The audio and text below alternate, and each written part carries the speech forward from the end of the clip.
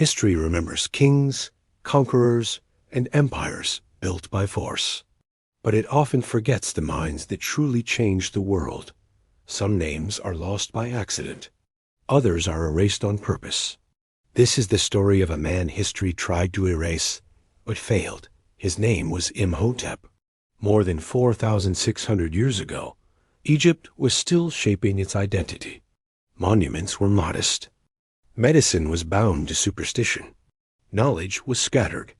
Then one man appeared, not a king, not a warrior, but a thinker.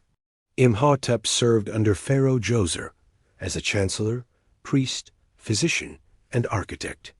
But these titles barely describe his impact. He was something rare in ancient history, a unified genius.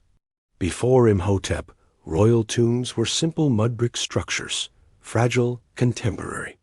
Death did not yet mean eternity in stone. Imhotep changed that forever. He envisioned a structure never attempted before, a monument built entirely of stone, designed to last beyond time itself. The step pyramid at Saqqara was not just a tomb. It was a revolution. The first monumental stone building in human history. Every pyramid that followed exists because of that single idea. Working with stone at that scale was dangerous. Mistakes meant collapse and death. But Imhotep studied balance, load, geometry, and structure. He learned through experimentation. In doing so, he laid the foundations of architecture thousands of years before it became a discipline. And yet, his name was almost lost. Imhotep's brilliance did not stop at stone. He was also a physician, perhaps the earliest one we can truly recognize. At a time when illness was blamed on spirits and curses, his approach was different. He observed, he diagnosed, he treated. Later medical texts attributed to his teachings describe injuries, fractures, and diseases with logic and precision. They predict outcomes. They recommend treatments. There are no spells, no prayers, only reason. This was medicine centuries ahead of its time. Yet history would later call Hippocrates the father of medicine. Imhotep was forgotten.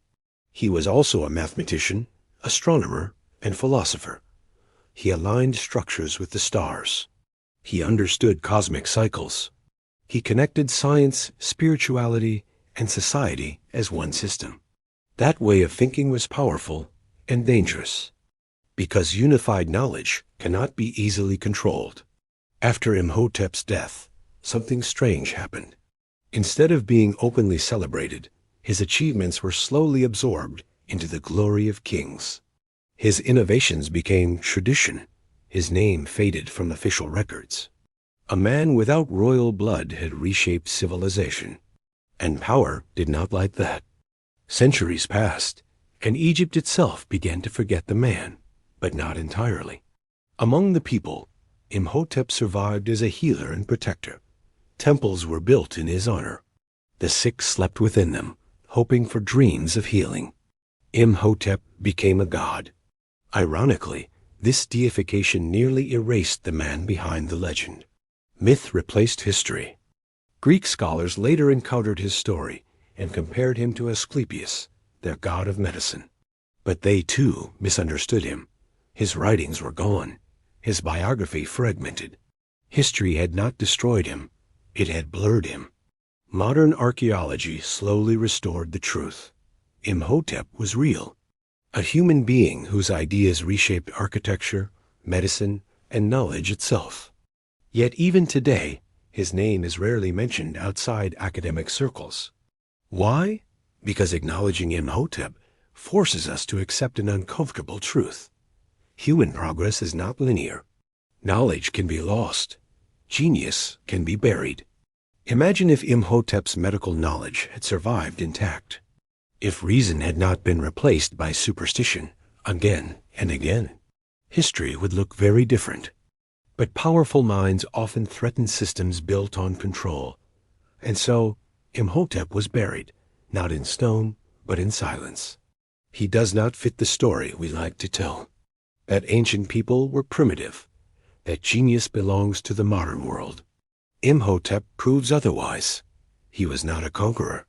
He did not command armies. He built ideas, and that is why history tried to erase him. But it failed, because stone remembers, because knowledge leaves traces, because truth resurfaces. Every pyramid whispers his influence. Every hospital echoes his method. Imhotep stands as proof that the greatest revolutions are not always loud.